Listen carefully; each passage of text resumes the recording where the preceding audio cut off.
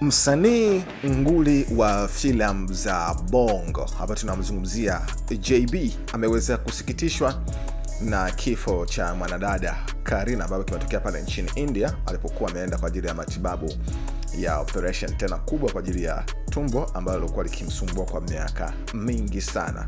Sasa JB ameweza kuelezea historia ndogo ya yeye kumfahamu mwanadada Karina.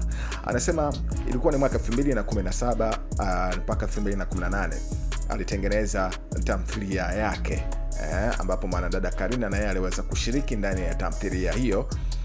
Alikuwa inasema inaitwa ni Kiu ya Haki, ambapo Karina naye aliweza kushiriki kama mwigizaji ndani ya tamthilia hiyo ya JB. JB amefunguka na kusema kiukweli anamkumbuka kwa sababu ni mcheshi sana na anakuwa akifurahia utani wake wa mara kwa mara. Anasema ameteseka sana, hakuna budi, maana mapenzi ya Mungu ni mema zaidi kuliko ya mwanadamu. Anasema pumzika kwa amani sana mwanadada Karina, nitakukumbuka sana kwa ucheshi wako. Hayo ni maneno ya JB kupitia ukurasa wake wa Instagram. Aliweza kuandika kuhusiana na kifo kilichotokea cha mwanadada Karina hapo nchini India.